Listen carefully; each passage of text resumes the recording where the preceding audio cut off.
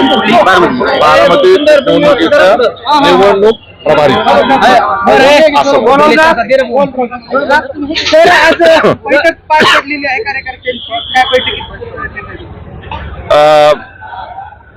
आदरणीय अजितदादांच्या अपघाती निधनानंतर या बारामती मतदारसंघाची पोटनिवडणूक लागली आपल्याला सगळ्यांना कल्पना आहे।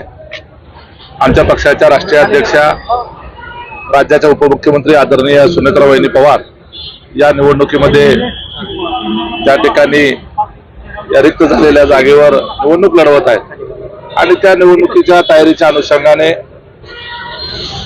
जयदादा पवार यांच्या उपस्थितीमध्ये आज या ठिकाणी बारामती विधानसभा मतदारसंघातल्या बूथ कमिटी स्तरावरच्या आणि वेगवेगळ्या संस्थांच्या प्रतिनिधींची या ठिकाणी बैठक आयोजित केलेली होती। अतिशय भावनिक स्वरूपाचं वातावरण होतं। अशी वेळ पोटनिवडणुकीची वेळ या मतदारसंघामध्ये येईल असं कुणालाही वाटलं नव्हतं। अनेक कार्यकर्त्यांनी आपल्या भावना व्यक्त करत असताना त्यांना अश्रू अनावर होत होते। खुद्द जयदादा यांना देखील अश्रू अनावर झाले। दादांच्या आठवणीमध्ये या ठिकाणच्या प्रत्येक कार्यकर्त्याच्या बरोबर व्यक्तिगत संबंध असलेले अजितदादा ते अचानक निघून गेल्यामुळं जी निवडणूक होते आहे याचं लोकांना त्या ठिकाणी निश्चितपणे भावनावीस असले तरी सुद्धा आपल्या संविधानामध्ये एखादी जागा रिक्त झाल्यानंतर तिथं पोटनिवडणूक 6 महिन्याच्या आत घ्यावी लागते। त्या अर्थाने ही पोटनिवडणूक होते। माझ्याकडं या निवडणुकीची निवडणूक प्रभारी म्हणून जबाबदारी आहे। आज या बैठकीच्या निमित्तानं राज्याचे माजी मंत्री संजय बनसोडे हे देखील या ठिकाणी आले होते आणि निश्चितपणे ही निवडणूक बिनविरोध होईल अशी आम्हाला अपेक्षा आहे। आमच्या पक्षाच्या वतीनं इतर ज्या ज्या पक्षांनी उमेदवार उभा न करण्याचा निर्णय घेतला आहे त्या सर्वांचा आभार आम्ही व्यक्त केलेला आहे। काही जणांच्या बरोबर चर्चा चाललेली आहे आणि निश्चितपणे अजितदादांचं या महाराष्ट्राच्या करता असलेलं योगदान आणि त्यांचं झालेलं आकस्मिक निधन या सगळ्या पार्श्वभूमीवर या बारामती मतदारसंघाची एकंदरीत पार्श्वभूमी पाहता निवडणूक कुणी लढवल असं वाटत नाही। ही निवडणूक बिनविरोधच होईल अशी आम्हाला अपेक्षा आहे आणि ती व्हावी आणि त्या निमित्तानं अजितदादांना श्रद्धांजली व्यक्त करण्याची त्या ठिकाणी त्या सर्वच पक्षांना संधी आहे। त्यामुळे आमचं पुन्हा एकदा आवाहन आहे, ज्यांनी काही अर्ज भरलेले असतील त्यांनी देखील ते अर्ज त्या ठिकाणी परत घ्यावेत आणि ही निवडणूक ज्या सुनेत्रा वहिनी आणि त्यांच्या कुटुंबावर जो दुःखाचा डोंगर कोसळलेला आहे अशा काळामध्ये त्या ठिकाणी आपण त्यांच्या पाठीशी राहण्याची भूमिका सगळ्यांनीच घेतली पाहिजे असं आमचं मत आहे।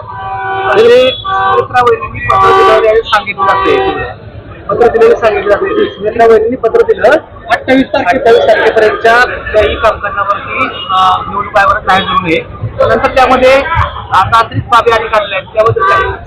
तो विषय माझा नाहीये। आता आपण या ठिकाणी बारामती विधानसभा निवडणुकीच्या पोटनिवडणुकीच्या बैठकीपुरतं या ठिकाणी आपण बोलतो आहोत आणि या निवडणुकीचा निवडणूक प्रभारी या नात्यानेच मी फक्त आपल्याला त्या ठिकाणी उत्तर देईन।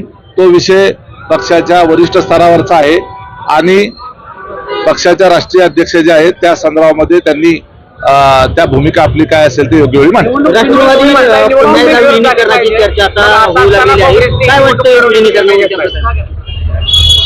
मी तुम्हाला आताच सांगितलं की या ठिकाणी मी आपल्या समोर या पोटनिवडणुकीचा निवडणूक प्रभारी या नात्यानेच आपल्याशी फक्त संवाद साधणार। इतर कुठल्याही विषयाच्या बाबतीमध्ये या ठिकाणी ते बोलण्याचा मला अधिकार नाही आणि ते मी बोलणार पण नाही। सर, एकंदरीत पवार साहेबांच्या संपर्कात 15 ते 20 आमदार आहे ही माहिती काय वाटतं? बोलणारा पण एक वरिष्ठ पदावर सर्वच्या सर्व राष्ट्रवादी काँग्रेस पार्टीच्या आमदारांनी एकमतानं सुनेत्रा वहिनी यांना विधिमंडळ पक्षाचा नेता निवडलं आणि त्यांना त्या ठिकाणी उपमुख्यमंत्री पदाची त्यांनी शपथ देखील घेतली आहे। त्यामुळे अशा पद्धतीच्या ज्या काही चर्चा त्या ठिकाणी सांगितल्या जातात त्या पूर्णपणे अफवा आहेत। सर्वच्या सर्व आमदार हे सुनेत्रा वहिनींच्या पाठीशी आहेत। पोटनिवडणूक लढवणार यावरती काँग्रेसने 6 उमेदवारांचे आज दाखल करून घेतलेले आहेत एकंदरीत मुलाखती दिलेल्या आहेत, पण त्या निवडणूक लढवण्यावरती ते ठाम आहेत। इतर ठाकरे गटांनी देखील पाठिंबा दिल्याची माहिती मिळते आहे। शरदचंद्र पवार देखील पक्षाचा पाठिंबा आहे, परंतु काँग्रेस लढवण्यावरती ठाम आहे। अद्याप तरी अजून तसा अधिकृतपणे काँग्रेसच्या पक्षश्रेष्ठींकडून तसं कुठलंही पत्र किंवा तशा पद्धतीचं वक्तव्य आलेलं नाही. आपल्याला कल्पना आहे काँग्रेस पक्षाचे निर्णय हे राज्यस्तरावर नाही तर देशाच्या पातळीवर होतात. त्यामुळं राज्यस्तरावरच्या कुठल्या तरी एखाद्या नेत्याच्या वक्तव्याचं आपण त्या ठिकाणी गांभीर्य तेच प्रदेशाध्यक्षांची